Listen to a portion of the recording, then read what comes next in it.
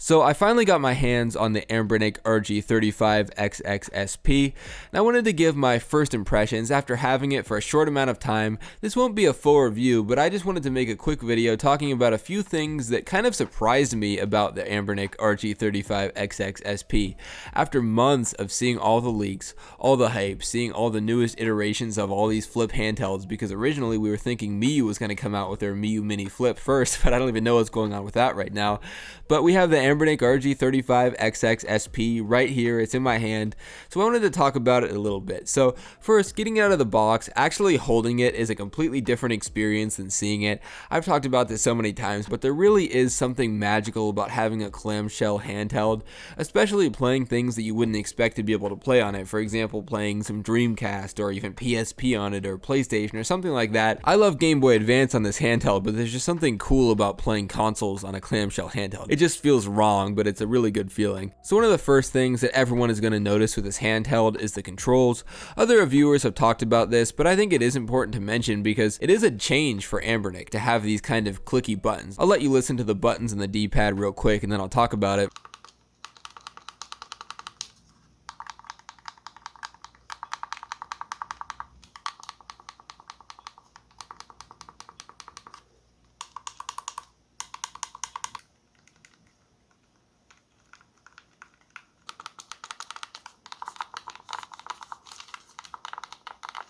So as you can see there, compared to other handhelds like the RG35XX Plus, which has the exact same specs as the RG35XXSP, so many RG35XSs now, they have the exact same internal specs, but you do have a change here with the controls. Obviously, they're quite a bit louder. They're clicky buttons, which is the first that I can think of, at least the first that I've ever owned from ANBERNIC, having these clicky buttons, as well as the clicky D-pad. So this either could be a big positive or a bad thing for you, depending on your preferences. With the buttons, I really like the feel of them. They're certainly a bit loud. I was considering using this while traveling in the future, maybe because it's a foldable handheld. You're not going to have to worry about getting the screen all scratched up if you just toss it in a bag or whatever else.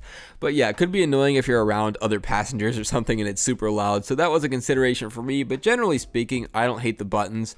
But the D-pad is where it does get a little bit more consequential in my mind. You do have this more precise feeling with a clicky D-pad. So if you're switching from left to bottom left diagonal to down, you'll be able to feel each individual click, which is okay, but I personally don't love it that much. It's not the end of the world by any means, but to me it's just not my favorite, and it is a departure from what we had in the previous RG35XX handhelds. At least in the RG35XX Plus and the RG35XXH, there is a little bit of a difference through those two D-pads from what I can tell. Not anything super consequential, but we do have a difference here. So don't think every single RG35XX handheld in the series has the exact same buttons and the same D-pad. It's just a different form factor. That's how some people would like to spin it, but of course there is a now significant departure from that with the RG35XXSP. It seems like the general feeling from what I've seen people say is that they don't mind the D-pad and the buttons too much. I personally would prefer if they had the same controls as they had on the RG35XX Plus here, but it's not the end of the world, and maybe it was done this way to be more like the original Game Boy Advance SP. So on one of Russ's from Retro Game Core's 2 videos he did on this handheld so far, he mentioned that if you hadn't held an original Game Boy Advance SP in years, you probably wouldn't notice that the RG35XXSP is significantly bigger than the Game Boy Advance SP. Not significantly, like 2 times bigger, but there's a noticeable difference, and it is larger. There have been people who have held them side by side, and you can tell that the RG35XXSP is bigger. And upon seeing that comparison, I actually am glad that it's a little bit bigger. I know some people might want, for the nostalgia factor, a 1-to-1 copy the exact same size, but I actually like the fact that it's bigger just to make it more comfortable when playing. And it's probably about the same if you were playing a Game Boy Advance SP when you were a kid or a teenager or something and your hands weren't as big as they are today as an adult. I think that it's pretty much going to have the same feel. It just grew a little bit and so did your hands, so it's about the same. So for me, I'm glad it's this size. I wouldn't want it to be smaller. I know some people might disagree with that, but just so you can get in longer gaming sessions with this without hand cramps or anything like that, I think it was a good decision to blow it up a little bit, make it a bit larger. So when it comes to the the overall build quality, I'm super impressed with the RG35XXSP. It's better than anything we've seen so far, and I know it's not super hard to say that because really besides this, all we've had was Retroid's clamshell handheld, which didn't really do so well towards the end with some of the issues with the hinge.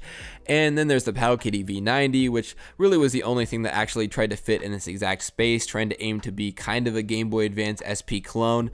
But that was a handheld that costs still about $30, $35, I believe, and it doesn't have the most premium feeling build quality, which is kind of normal for Powkiddy. But ANBERNIC, I think, did a really good job here. I have the silver color. I really like the shiny metallic look.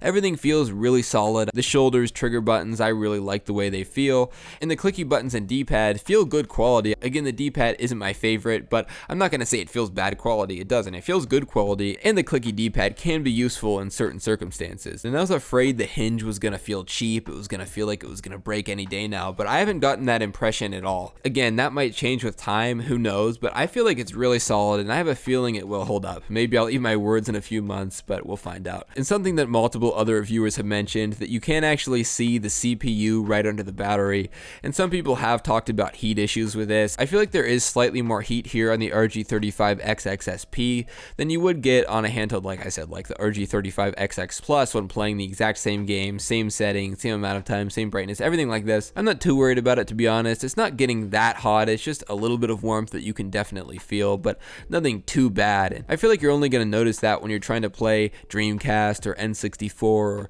playing PS1 games, especially if you're using a 2x resolution or something like that. If you're just playing Game Boy Advance games or something like that, I don't think you're going to feel any warmth at all. And again, I'm not saying you shouldn't play Dreamcast games on here or PS1 games at 2x resolution or N64 or whatever else I mentioned. I don't think that's a concern at all or something you should shy away from. I'm just saying I feel like there's a bit more warmth there. Maybe it's a placebo effect because I'm aware of what other reviewers have said. I know about the proximity of the CPU to the battery. I don't think it's anything that significant, but I think it is worth noting at least. So overall, in my very short amount of time I've had the RG35XXSP, I've been really happy with it. And the fact that it's a clamshell handheld, I feel like is a lot more motivating for me to bring it out and about. I don't have to worry about the screen getting scratched. I don't have to lug around some protective case or anything else like that. You can just toss it in a bag, toss it in your pocket, whatever you want to do, and not really worry too much about it. I imagine I'm going to be getting some scratches on the case and everything. As much as I don't want to see that happen, I can envision it happening in the future and probably showing up quite a bit on this silver case. So in the near future, I want to talk a lot more about the RG35XXSP. There have already been 2 custom firmwares that have been updated